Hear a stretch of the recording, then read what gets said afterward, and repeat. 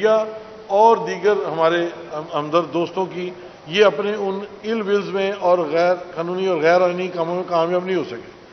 پھر وہ جو 26ویں آئینی ترمیم کا ڈرافٹ جو خفیہ رکھا ہوا تھا، میڈم ربیہ باجوہ آگے اسٹیج پہ آ جائیں پلیز، وائس پریزیڈنٹ ہماری بار کی، ہائی کورٹ بار کی، ان سے ریکویسٹ ہے اسٹیج پہ آ جائیں۔ تو سب دوستوں کو یہ پتہ ہے کہ گورنمنٹ کی جو ایل ولز ہیں، جو ان کی میلافائڈیز ہیں، جو ان کے ذہن میں سوچ ہے منفی اینٹی فنڈامنٹل رائٹس اپروچ جو ہے،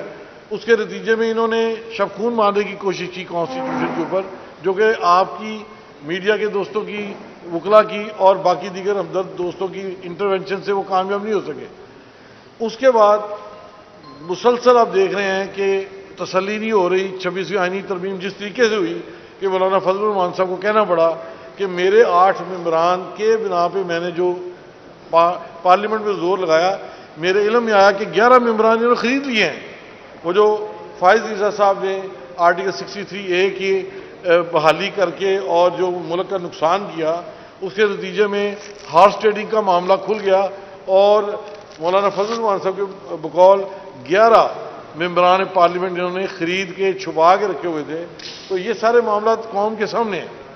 اب صورتحال یہ ہے کہ 27ویں آئینی ترمیم کی بھی باتیں چل رہی ہیں، لیکن جن لوگوں نے اس وقت ایز اے لائز کام کیا تھا، آج انہوں نے بھی انکار کر دیا کہ ہم آپ کے لیے 27ویں ترمیمیں اویلیبل نہیں ہیں۔ اب گورنمنٹ نے تیسرا پہلو لیا ہے کہ ایسے قوانین کہ جن کو کانسٹیٹیوشن کا حصہ بنانا چاہتے تھے نہیں بنا سکے، اب سمپل میجورٹی کے ذریعے کوشش کر کے یہ آپ کے سامنے 3 قسم کے قوانین نے پاس کیے۔ ایک تو سپریم کورٹ کے ججز کی تعداد، وجہ یہ بیان کر رہے ہیں کہ بیک لاگ بہت زیادہ ہے، تو بیک لاگ تو پورے پاکستان میں زیادہ، آپ نے سول ججز پنجاب میں 700 کی گنجائش ہے، آپ اس کی بھرتیاں نہیں کر رہے۔ لاہور ہائی کورٹ میں 36 ججز کے ساتھ پورے پنجاب کو اب چلانے کی کوشش کر رہے ہیں، جبکہ 60 ججوں کی گنجائش آلریڈی موجود ہے۔ تو آپ کو چونکہ اپنی مرضی کے لوگ نہیں مل رہے، آپ ان معاملات پہ اپائنٹمنٹ نہیں کر رہے۔ اب آپ چاہتے ہیں کہ قوم کو سپریم کورٹ کے ذریعے ہینڈل کیا جائے، وہاں چونکہ تعداد آپ کی کنٹرول میں آنے کی کوشش کی، لیکن unfortunately procedure and practice act کے تحت جو 3 ججز کی کمیٹی بننی تھی، آپ جسٹس یحییٰ عیسیٰ سے یحییٰ عیسیٰ میرے منہ سے نکل گیا، ویسے اللہ تعالیٰ کی طرف سے نکلا ہے کہ ان کو ان کی جگہ پہ لگایا ہے، تو یحییٰ افریدی صاحب، انہوں نے جو چوائس کیا ہے وہ بھی گورنمنٹ اس کو ان پلیزنٹلی دیکھ رہی ہے، جس کے بعد انہوں نے یہ فیصلہ کر لیا کہ اس جوڈیشری سے ہم نے کام لینا ہے کہ ان کی تعداد کے اوپر ڈبل تعداد کر دیں، تاکہ یہ کسی صورت بھی اپنے انڈیپینڈنس آف مائنڈ اور جوڈیشل مائنڈ اپلائی نہ کریں۔ جب ٹوٹیلٹی اور میجورٹی ووٹ کی بات آئے تو ہم جو 17 جج انٹر کریں گے، یہ سب وہ لوگ ہوں گے جو ان کی ہاں میں ہاں ملائیں گے۔ تو گورنمنٹ کو اپنے فیورٹ ججز چونکہ مل نہیں پا رہے سپریم کورٹ میں، انہوں نے یہ غیر آئینی اور غیر قانونی طریقہ اختیار کر کے ود میلافائڈ انٹینشن کیا ہے۔ آلدو کہ گورنمنٹ کا اختیار ہوتا ہے کہ آپ کر سکتے ہیں، لیکن کر رہے ہیں اچھی نیت کے ساتھ۔ اب مسلسل واقعہ کی ترتیب دیکھیں تو ان کی نیت اچھی ظاہر نہیں ہو رہی۔ تو میں یہ سمجھتا ہوں لاہور ہائی کورٹ بار کے پلیٹ فارم سے ہم نے آئینی ترمیم کو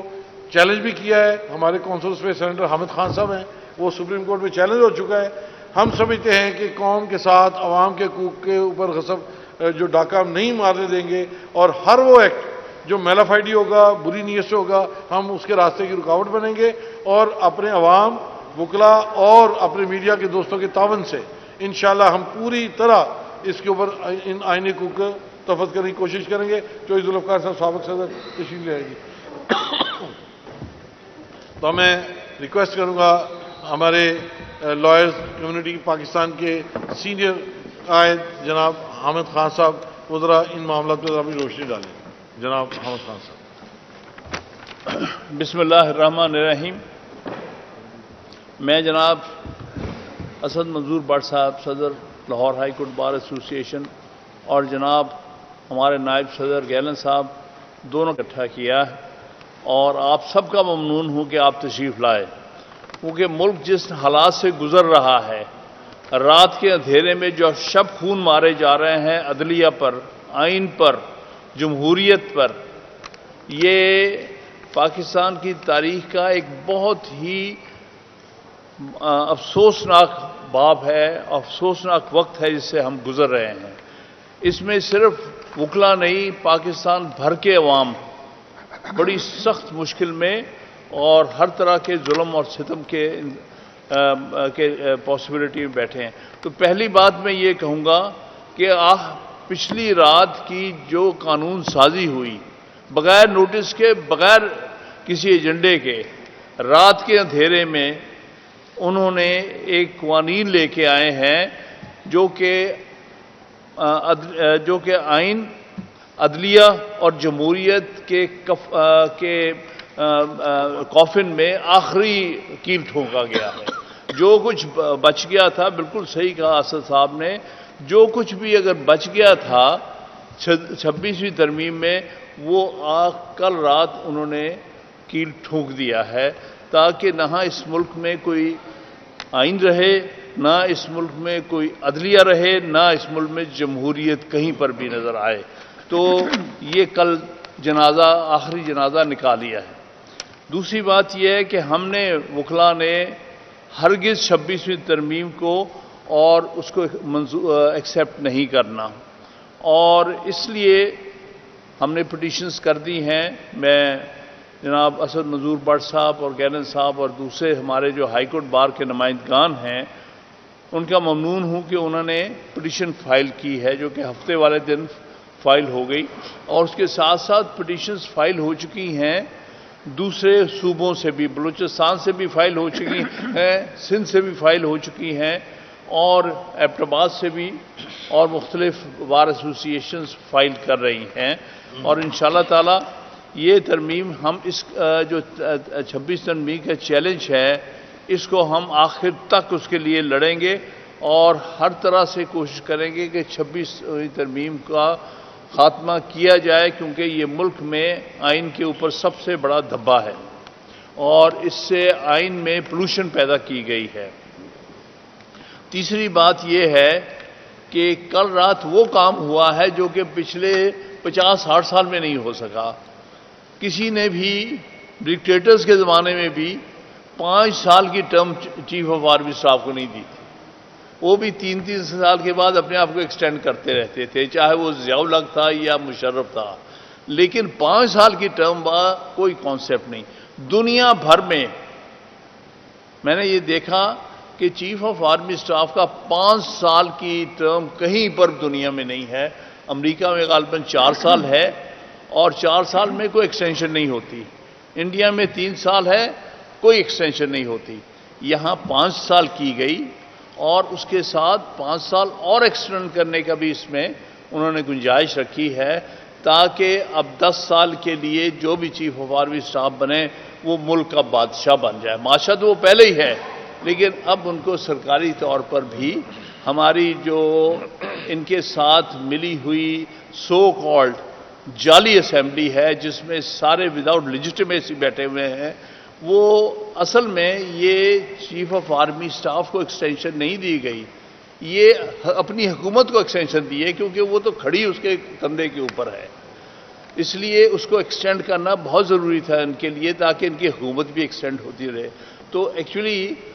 اپنے آپ کو ایکسٹینشن دینا چاہتے ہیں 2 سال اور، اپنے آپ کو مزید حکومت جو کہ اس کے چیف آف آرمی اسٹاف کے کہنے پر ان کے حکم کے مطابق چلائی جا رہی، اس میں ایکسٹینشن کی گئی ہے، جو پاکستان کی تاریخ میں پہلی دفعہ یہ کام ہوا ہے، جو پہلے کبھی نہیں ہوا تھا کہ 5-5 سال کے لیے chief of army, chief of navy, chief of air staff لگائے جائیں۔ اور اس سے میں سمجھتا ہوں کہ ایک دفعہ پھر اس ملک میں جمہوریت کا جنازہ نکال دیا گیا۔ اگلی بات یہ ہے کہ ججز کی تعداد بڑھائی گئی۔ پہلے تو ایک کمیٹی میں یہ فیصلہ ہوا تھا 17 سے 25 کر دیے جائیں، کل رات پتہ چلا ایک دم، یعنی اگر کوئی پارلیمنٹس ہوتی تو ان کا پہلا کام یہ ہے کہ یہ معاملے کمیٹیز کے پاس جاتے ہیں، وہاں ڈیبیٹ ہوتے ہیں، پھر جاتے ہیں۔ انہوں نے بغیر کسی کو پوچھے، نہ کوئی پروسیس کیے، وداؤٹ ڈیو پروسیس، رات کو ایک دم ایک صاحب جو اپنے آپ کو لا منسٹر کہتے ہیں، بہرحال ہماری بدقسمتی ہے کہ کس قسم کے لوگ یہاں لا منسٹر اپنے آپ کو کہتے ہیں، انہوں نے کہہ دیا ہم 34 کرتے ہیں۔ تو اگر وہ 40 کہہ دیتے تو ہم کیا کر سکتے تھے؟ 100 کہہ دیتے اگر ان کو پیچھے سے حکم آیا تھا کہ 100 جج بنا دو سپریم کورٹ کے، باقی چاہے سول جج پورے ہو نہ ہوں، تو ہم کچھ نہیں کر سکتے تھے۔ اس کا مقصد صرف اتنا ہے کہ وہ سارا اختیارات جوڈیشری کے اپنے خاص الخاص لوگوں کے ہاتھ دینا چاہتے ہیں، یعنی جس کو انگریزی میں کہتے ہیں کورٹ پیکنگ۔ سپریم کورٹ کو پیک کر دینا چاہتے ہیں اپنی مرضی کے ججز سے، تاکہ ہر فیصلہ جو ان کے مرضی کا چاہے، جس طرح سے یہ پارلیمنٹ، سو کالڈ پارلیمنٹ ایک غلاموں کی پارلیمنٹ بن چکی ہے، جو ان کو حکم ہوتا کہ آج رات میں یہ کر جاؤ تو وہ اس رات میں کر جاتے ہیں، حکم ہوتا ہے ایک دن کے اندر ہمیں یہ قانون سازی چاہیے، وہ ہو جاتی ہے، ہم نے یہ آئین میں تبدیلیاں لانی ہے، راتوں رات یہ غلامانہ جو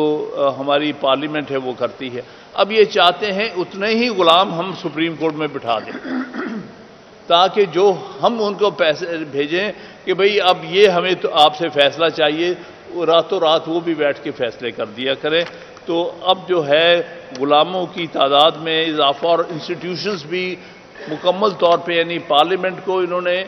ایک غلامانہ انسٹیٹیوشن بنا دیا ہے، اب عدلیہ کو، سپریم کورٹ کو بھی اسی حیثیت میں لے کے آ رہے ہیں۔ اب یہ جو لیجسلیشن رات ہوئی ہے اس سے کیا اثرات ہوں گے پاکستان پر؟ پاکستان میں ڈکٹیٹرشپ قائم ہو گئی ہے۔ پہلے تو ڈکٹیٹرشپ بیہائنڈ دی سین تھی، سامنے دکھانے کو چہرے اور تھے، یہ پرائم منسٹر ہے، یہ چیف منسٹر ہے، یہ فلاں منسٹر ہے، یہ چہرے دکھانے کو تھے، پیچھے ان کی رسیاں کوئی اور کھینچتا تھا۔ اس دفعہ انہیں واضح طور پہ دکھا دیا کہ ہاں اصل آپ کا جو ڈکٹیٹر یہ ہے، ہم تو یوں ہی اس کے سامنے چند ایک پتلیاں ہیں جو آپ دیکھ سکتے ہیں۔ دوسری بات ہے ڈریکونین لاز لا رہے ہیں، جس میں کسی بندے کو اٹھا کے 90 دن کے لیے غائب کر دیا جائے گا، کوئی پوچھ گچھ نہیں ہو سکتی، کوئی اس کو چیلنج نہیں کر سکے گا کہ کہاں گیا، کس کا بیٹا، کس کا بھائی، کس کا رشتہ دار کہاں گیا۔ جس طرح پہلے غیر قانونی طور پر بلوچستان میں، خیبر پختونخوا میں لوگوں کو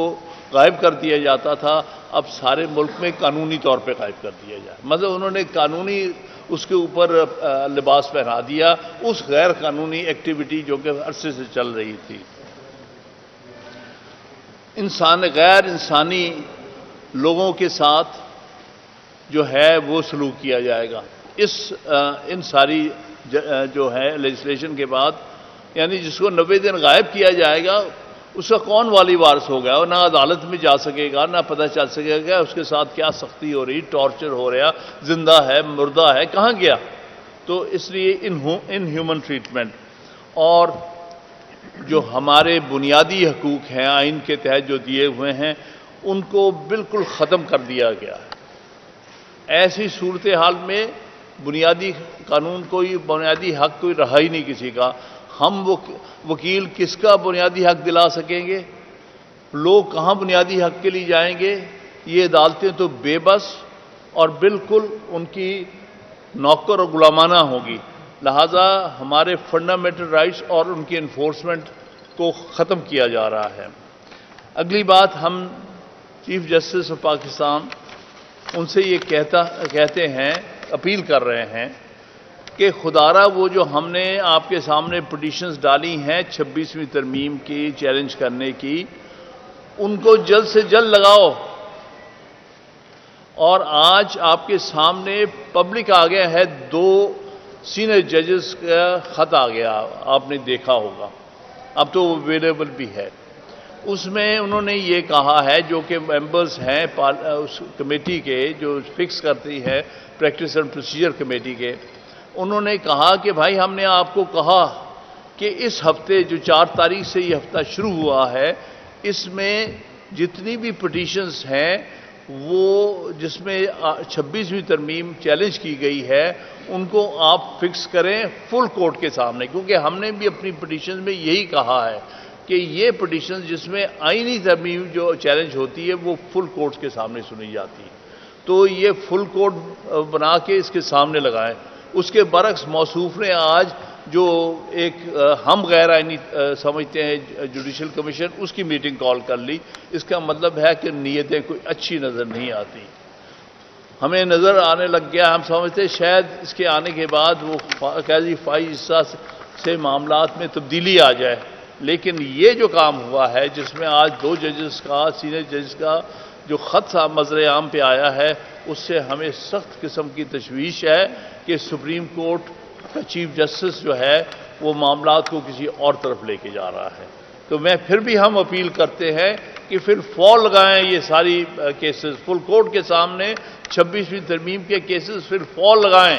تاکہ اس کا فیصلہ ایک طرف ہو جائے کہ آیا یہ 26ویں ترمیم آئین کے بنیادی ڈھانچے اور بنیادی فیچرز کے مطابق ہے کہ نہیں. اس کے بغیر ملک میں کوئی نظام نہیں ہے. تو آخری بات میں یہ کہوں گا کہ ہم وکلا انشاءاللہ تعالی ملک بھر میں، ہم نے ہفتے والے دن اسد منظور بٹ صاحب بھی وہاں تشریف فرما تھے ہمارے ساتھ، ہم نے نیشن وائڈ ایک action committee, national action committee کی پہلا اجلاس کیا ہے.